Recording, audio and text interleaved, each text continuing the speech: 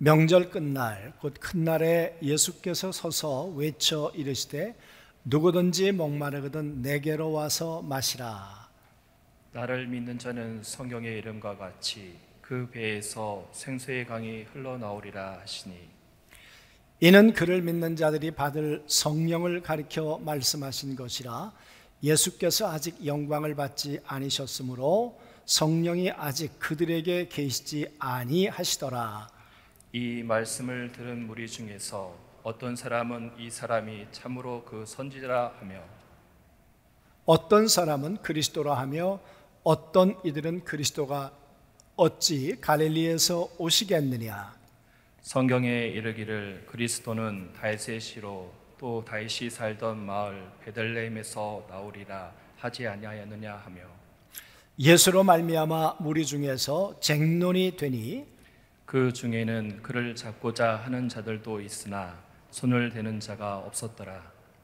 아랫사람들이 대제사장들과 바리새인들에게로 오니 그들이 묻되 어찌하여 잡아오지 아니하였느냐. 아래 사람들이 대답하되 그 사람이 말하는 것처럼 말한 사람은 이때까지 없었나이다 하니, 바리새인들이 대답하되 너희도 미혹되었느냐. 당국자들이나 바리새인 중에 그를 믿는 자가 있느냐. 율법을 알지 못하는 이 무리는 저주를 받은 자로다. 그 중에 한 사람 곧 전에 예수께 왔던 니고데모가 그들에게 말하되, 우리 율법은 사람의 말을 듣고 그 행한 것을 알기 전에 심판하느냐. 그들이 대답하여 이르되 너도 갈릴리에서 왔느냐. 찾아보라. 갈릴리에서는 선지자가 나지 못하느니라 하였더라. 요즘 어떤 목마름이 있으십니까? 어떤 갈증과 또 굶주림이 있으십니까? 나뿐만 아니라 조금 지경을 넓혀서 우리의 가족, 우리의 자녀 이렇게 돌아보면 우리 가족들 안에는 굶주림과 목마름이 없을까? 또 우리 교회를 생각해 보면 교회는 목마름이 없을까? 오늘까지 살아온 인생을 또 한번 돌이켜보면 얼마나 많은 목마름과 갈증과 문제들이 내 삶 속에 있었을까? 평안한 날보다는 끊임없는 문제가 내 삶의 여정 속에는 점철되지 않았을까? 여러분 그렇지 않습니까? 목마름이 없고 굶주림이 없고 갈증이 없고 평안함만 있었던 사람이 누가 있겠습니까? 오늘 우리 전 세계는 코로나라고 하는 이 위기 앞에서 회복에 대한 목마름이 있습니다. 언제나 정상으로 다시 돌아갈 수 있을까? 그래서 우리의 산다는 것은 회복도 있지만 회복 이전에 우리가 경험하는 많은 목마름과 갈증들이 있습니다. 우리의 육신의 갈증, 목마름이 있을 수 있고요. 또 우리의 정신적인 때론 허무와 때론 불행이라고 하는 또 때론 인간관계의 갈등에서 오는 그런 목마름, 갈증도 있을 수 있지요. 어쩌면 그런 문제가 해결되었는지 모르겠는데, 그런데 우리의 영혼에 대한 목마름, 우리의 신앙적 목마름, 이 땅을 떠나 영원히 산다고 하는 이 영생에 대한 목마름, 어쩌면 그것은 모든 인간들이 가지고 있는 공통의 문제에 있을 수도 있겠다 하는 그런 생각이 듭니다. 그래서 인간은 종교를 찾아가 보기도 합니다. 아마 오늘 성경에 나오는 유대인들, 이 많은 사람들도 그런 인생의 목마름 그리고 영혼에 대한 목마름을 가지고 있는 사람이어서 그들이 하나님이 지키라고 하시는 절기를 지키면서 지금 많은 사람들이 하나님 앞에 세 번째 절기인 지금 초막절 절기를 지키고 있는 것입니다. 이 초막절이라는 것은 우리의 절기로 말하면 한가위, 추석이라고 생각하면 되겠습니다. 그래서 한여름 동안에 하나님이 주셨던 모든 과실을 가지고 하나님 앞에 나와서 지키는 절기가 바로 이 초막절, 수장절 그렇게 불리게 된 것입니다. 하루 이틀 하는 것이 아니고 7일간을 하게 돼 있고요. 먼 데서는 정말 왔다 가면 한 달이 걸릴 수도 있고요. 가까이에는 적어도 한 20일 정도 와서 7일이고 또 오는데 가는데 날짜를 생각하면 적지 않은 시간들을 그들은 보내게 됩니다. 그들이 이 절기를 지키는 까닭은 하나님이 말씀하셨기 때문에 그렇습니다.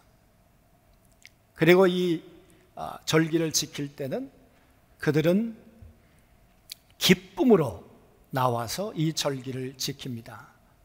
하루, 이틀, 사흘, 그리고 마지막 날이 되면 큰 날이라 그랬습니다. 이 마지막 날에는 예루살렘 성전에서부터 밑으로 내려가게 되면, 남쪽으로 내려가게 되면 실로암이라는 연못이 있습니다. 그 실로암에 가서 물을 길어다가 제사장이 뿌리게 되지요.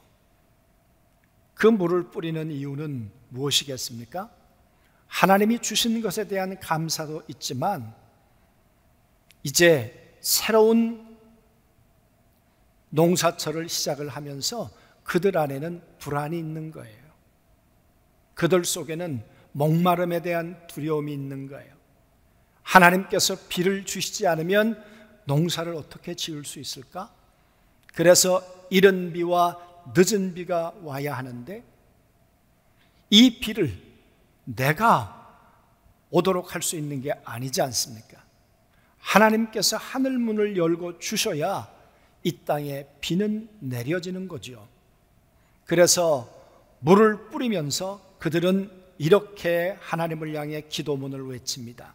여호와여 우리를 구원하소서.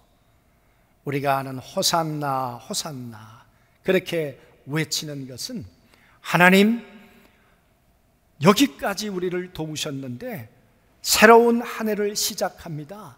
이른 비와 늦은 비를 주셔서 우리를 이 굶주림으로부터, 이 두려움으로부터, 우리의 목마름으로부터 우리를 구원해 주시옵소서. 그래서 절기의 끝날을 그들이 그렇게 맞이하게 됩니다. 그리고 밤새 토라를, 성경을 읽기도 하고 또 밤새 제사장들과 함께 춤을 추기도 하는 마지막 그런 날이죠. 여러분, 이 마지막 날 예수님께서 거기 계셨고 그 장면을 보고 계셨습니다. 그 장면을 보고 계시다가 오늘 예수님이 이렇게 말씀을 하셨어요. 명절 끝날 그 큰 날에 예수께서 서서 외쳐 이르시되 누구든지 목마르거든 내게로 와서 마셔라. 좀 뜬금없는 얘기 아닙니까? 물을 뿌리면서 하나님 우리에게 물을 주시옵소서, 비를 주시옵소서, 우리에게 은혜를 허락해 주시옵소서, 이렇게 간구하는 그런 시간에 누구든지 목마르거든 내게로 와라. 내가 물 주겠다 그 말 아니에요? 아니 도대체 30대 초반의 젊은 친구가 누구길래 이런 불경스러운 말을 할 수 있는가 그 말이에요. 누구든지, 그 말 속에는 빵의 문제가 있든지 육신의 문제가 있든지 영혼의 문제가 있든지 어떤 목마름이 있든지 내게로 와라. 내가 해갈을 시켜주겠다. 이 말이 거짓이거나 아니면 진실이거나 둘 중에 하나일 것입니다. 그러면서 말하기를 그 다음 구절에 보면 나를 믿는 자는 성경의 이름과 같이 그 배에서 생수의 강이 흐를 것이다. 하늘에서 비가 와야 너희가 농사를 짓고 살게 되는 것 맞죠. 그러나 너희들 가운데 또 하나 터져야 되는 생수의 강이 있는데 너희의 배에서 터져야 돼. 하늘에서 비가 와야 살 수 있는 것처럼, 하늘로부터 은혜가 임해야 살 수 있는 것처럼 우리의 영혼은 우리의 배에서 생수가 터져야 돼. 그 말은 너희의 배에서 하나님의 거룩한 성령의 강이 터져야 돼.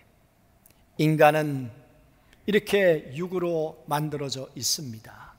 그래서 우리는 배고픔을 느낄 때 먹으면 만족을 합니다. 또 인간은 사랑과 관계 속에 삽니다. 관계가 불통하면 불행하다고 느끼고 관계가 잘 통하게 되면 행복하다고 느끼지요. 그래서 살아가다가 불통으로 인한 허기짐을 느끼기도 한다 그 말이에요. 그런데 인간은 행복하고 만족만 가지고 사는가? 그것만 가지고는 살 수 없고 하나님과 관계 속에서 우리의 영혼이 만족해야 되는데 우리의 영은 어떻게 만족할 수 있는가? 우리 배에서 하나님의 거룩한 성령의 생수가 터질 때 우리의 영혼은 평안을 얻게 되고 우리의 영혼은 생명을 얻게 된다. 성경은 그렇게 말하고 있는 것이죠. 그래서 육체는 만족을, 우리의 정신은 행복을, 우리의 영혼은 하나님과 관계 속에서 생명과 평안을 얻어야 영혼육이 우리가 잘 살아갈 수 있게 되는 것이죠. 그래서 말씀합니다. 누구든지 살아가다가 목마른 이를 만나거든 어떤 영혼의 문제이든 아니면 관계의 문제이든 육신의 문제이든 그런 문제를 가지고 내게 오너라. 여러분 정말 이 예수가 이 문제를 해결할 만한 대단한 사람일까요? 인간의 영혼의 문제, 인간의 육체의 문제, 질병의 문제, 죽음의 문제, 모든 문제를 해결할 수 있는 바로 능력자일까 그 말이죠. 여러분 이 이야기를 듣고 난 다음에 서로 갈등이 생겼습니다. 어떤 사람은 맞아, 예수님은 그럴 만한 분이야, 예수님은 그리스도야, 그 말은 예수님은 해답이야, 그렇게 말하는 사람들이 있는가 하면 무슨 소리야, 예수는 저 나사렛 동네 요셉의 아들이야, 목수의 아들이야, 천하고 천한 것이 무슨 메시아라고? 무슨 그리스도라고? 아니지. 여러분 이들의 주장이 틀렸습니까? 이들의 주장이 딴 것을 근거 삼아 얘기했습니까? 아니에요. 성경에 말하기를 메시아는 다윗의 자손을 통해서 온다고 했고 베들레헴에서 태어난다고 했는데, 근데 이 사람들이 알고 있는 것은 예수는 나사렛 동네 사람이잖아. 그러니까 메시아가 될 수 없어. 예수님이 사실은 베들레헴에서 태어난 것은 맞습니다. 그런데 아마 많은 사람들은 예수님은 나사렛 동네에서 자라다 보니까 갈릴리 사람으로 그렇게 이해를 하고 있었던 것 같아요. 그러니까 메시아가 될 수 없어, 절대 메시아가 아니야. 여러분 그런데 골치를 앓고 있는 사람들이 있었습니다. 예수님 때문에. 누구냐 그러면 그 당시의 종교 지도자들이었어요.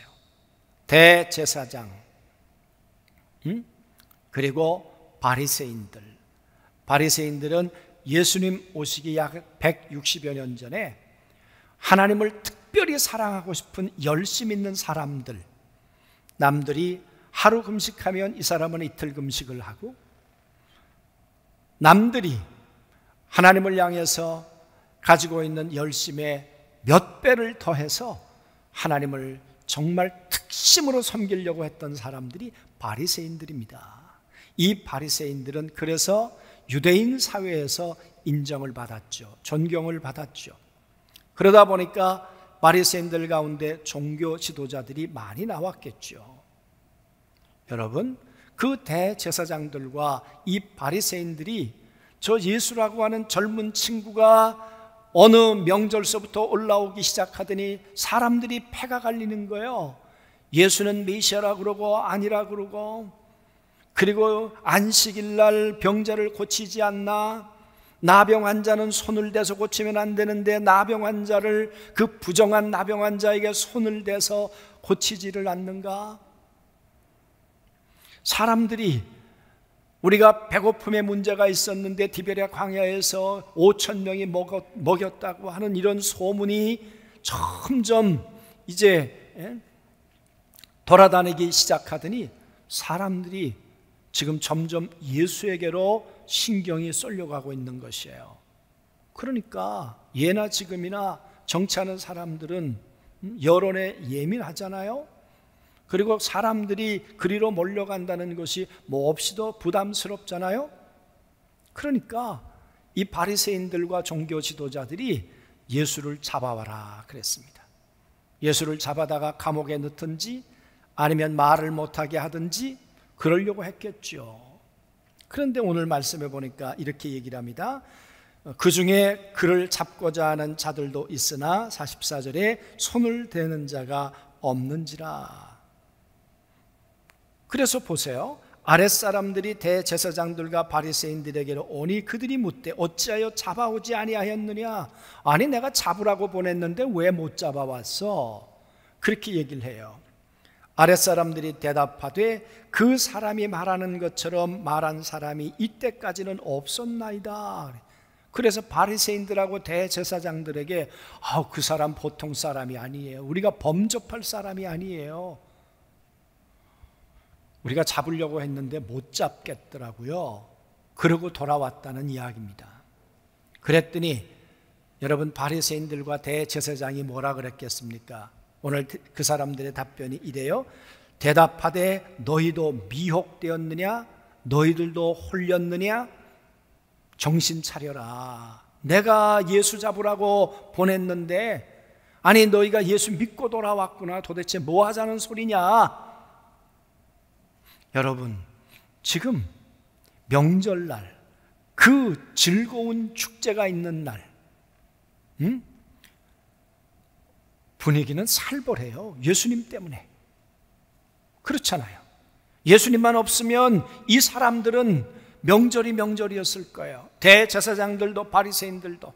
그런데 이 예수 때문에 아주 골치가 아프고 시끄러운 거예요. 잡아오라고 그랬더니 잡아오지도 못하고 미혹돼서 오고. 그러면 이 바리새인들과 서기관들은 더 스트레스를 받았겠죠. 그런데 이렇게 얘기해요. 갑자기 당국자들이나 바리새인 중에 그를 믿는 자가 있느냐? 여러분, 이 이야기를 왜 했을까요? 뜬금없이. 당국자들, 그러니까 이 유대인 지도자들 가운데, 행정의 고위직에 있는 사람들 가운데, 그리고 종교 지도자인 바리새인들 가운데 예수를 믿는 사람이 있을까? 그 말은 있으면 안 되는데 지금 그런 얘기잖아요. 그런 사람이 있다면 우리를 배신한 사람인데, 그 사람은 우리의 당국자가 될 수도 없지. 사표내야지. 그런 사람이 있다면 사내들인 공회원 될 수 없지. 바리새인의 명예를 더럽힌 거지 지금. 그 말이에요. 여러분, 이건 용납할 수 없다는 이야기죠.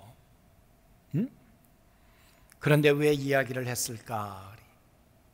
그러더니 보세요. 율법을 알지 못하는 이 무리는 저주를 받은 자로다. 얼마나 무시한 말입니까? 만약 당국자들 가운데, 바리새인들 가운데 그런 사람들이 있다면 하나님의 율법, 여기는 모세 오경을 말해요. 이 율법에 의해서 저주를 받은 사람이야. 세상의 인간을 향해서 이렇게 말할 수 있습니까? 제가 집사님을 향해서 저주받을 사람이야. 아무에게나 이렇게 얘기합니까? 예수를 믿는 사람들이 있다면 바리새인들 가운데 대제사장들 가운데, 당국자들 가운데 그런 사람이 있다면 그건 저주받을 일이야. 만약 그런 사람이 있다면 그건 살려둘 수 없어. 직함이 있다면 내려놓아야 하고, 사표를 내든지 아니면 이 공동체 가운데 떠나가야 할 사람이다. 지금 그런 말이죠. 아주 살벌해요. 지금 예수 믿는다는 이유 때문에. 그런데 오늘 여기 어떤 사람이 등장하는가 보세요. 그 중에 한 사람, 곧 전에 예수께 왔던 니고데모가 그들에게 말하되. 여러분, 이 니고데모가 누굽니까? 바리새인이잖아요. 당국자잖아요. 사내들인 공회원이잖아요.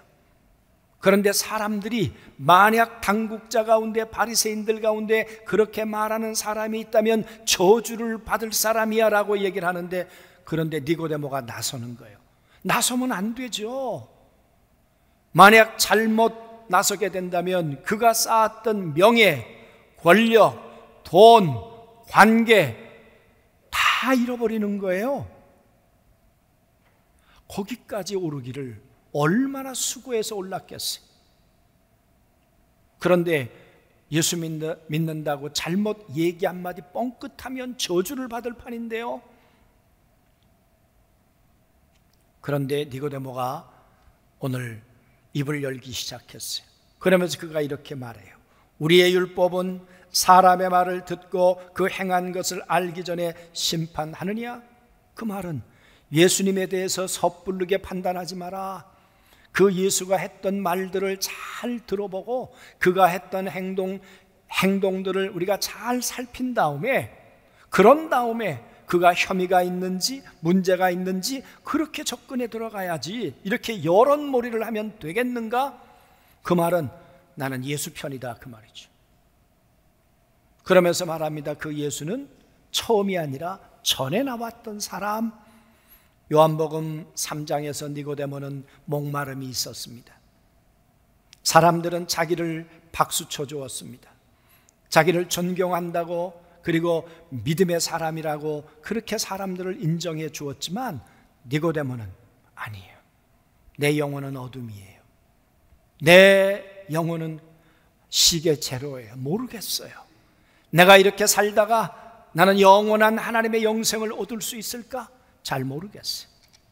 그래서 이 높고 높은 신분을 가지고 있었던 당국자요, 바리새인이요, 사내들인 공회원이었던 이 니고데모가 예수 그리스도를 찾아오지 않았습니까? 그리고 그는 예수님과 대화를 나눴습니다. 내가 예수님을 선생으로 생각합니다. 랍비로 생각합니다. 이건 극존칭이에요.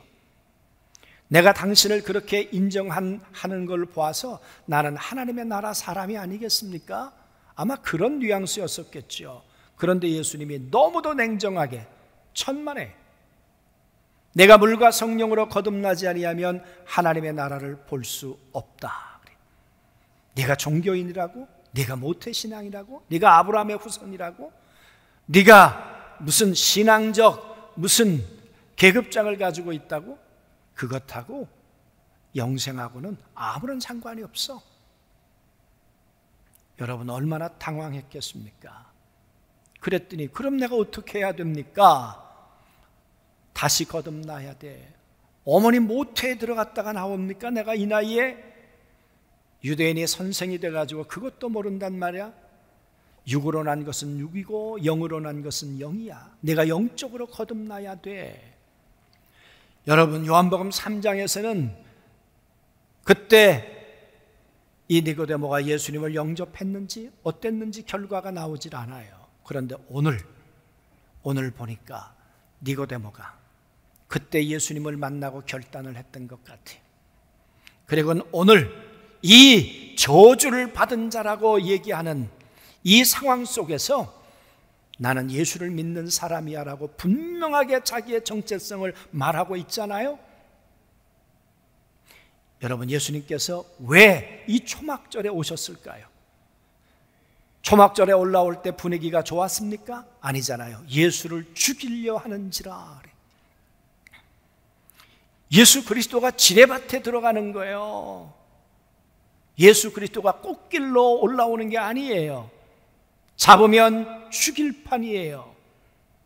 그런데도 왜 예수님이 이 초막절에 올라오셨는가 그 말이에요. 왜? 누구 때문에 오셨을 것 같습니까? 많이 모이면 100만도 모이고 더 많이도 모이고 적게도 모였다고 하는데 그렇게 무수히 많은 사람들 때문에 오셨을 수도 있습니다. 그러나 어쩌면 한 사람, 니고데모 때문에, 이 영혼에 대한 갈망을 가지고 있는 사람, 이 목마름을 가지고 있는 사람, 예수를 믿어 내가 하나님의 사람이 되었는데 아직 그 배에서 생수의 강이 터지지 않고 있는 사람, 그래서 오늘 니고데모에게 니고데모야 나를 믿는다는 것, 네 배에서 생수의 강이 터지는 거야. 하나님의 거룩한 성령의 역사가 네 속에서 일어나는 거야. 종교 가지고 해결할 수 없는 것, 나를 믿는 믿음으로 네 속에 영적 고갈을 너 영적의 목마름을 해결할 수 있단 말이야. 나를 믿는다는 것은 단순한 표식이 아니야. 믿으면 네 속에 하나님의 거룩한 성령의 샘솟음이 있단 말이다. 사랑하는 성도 여러분, 오늘 니고데모, 이 한 사람 때문에 예수님은 아마 초막절에 올라오셨을 가능성도 있죠. 왜? 예수님은 목마름을 가지고 있었던 사마리아 한 여인, 그 여인을 위해서 국경을 넘으셨던 분, 38년 된 병자 한 사람을 위해서 베데스다 연못가에 오셨던 분, 바로 목마름을 해결시켜 주기 위해서 답을 가지고 언제나 예수님은 문제를 가진 사람 앞에 서 계셨고, 그리고 갈망하는 자들에게 답을 주셨던 분이 우리 주님이신 걸 믿습니다. 오늘 여러분과 저는 어떤 목마름을 가지고 있습니까? 어떤 목마름을 가지고 있던 누구든지, 남녀의 차별도 없고 흑백의 차별도 없고 빈부의 차별도 없고 학벌의 차별도 없이 누구든지 어떤 목마름이 있든 간에 너희가 나를 향해 나온다면, 그리고 나를 믿는다면 나는 너희들의 문제에 대한 해답을 줄 수 있다.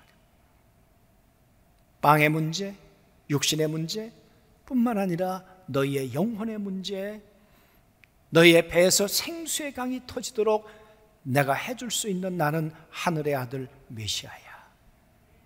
여러분, 믿음이란 예수 안에 들어가서 하나님을 믿는 거라고 했습니다. 예수 그리스도 안에 들어가서 보니까 그 예수는 사람의 아들이 아니에요. 하나님과 함께 계시다가 이 땅에 오셨던 분, 하나님의 아들이세요. 예수 그리스도 안에 들어가서 보니까 물을 포도주로 만드는 건 그분은 당연히 하실 수 있는 분이에요. 물 위를 걷는 것도 당연히 그분은 걸으실 수 있는 분이에요. 그분은 사람이 아니라 그분은 창조주였어요. 그러니까 그분은 우리의 모든 목마름에 답을 주실 수 있는 메시아가 된다는 것이 정답이에요. 사랑하는 성도 여러분, 오늘 니고데모는 이 예수님을 믿어 오늘 여기까지 이르게 되었어요. 믿음은 뭡니까? 믿음은 끊임없이 변화하는 것이에요. 요한복음 3장에서 만났던 예수님, 그 예수님 통해서 오늘 7장에서 만난 이 니고데모는 그때와는 다른, 이제 내면에 하나님의 거룩한 성령의 생수가 흐르는 변화된 사람, 하나님의 생명의 사람이 되었다는 것을 오늘 말씀하고 있는 것이죠. 그리고 이 니고데모는 이제 요한복음 끝에 한번 나옵니다. 예수님이 십자가에 돌아가시고 난 다음에 그 예수님의 시신을 달라고, 바리새인은 그렇게 하면 안 됩니다. 공회원은 그렇게 하면 안 됩니다.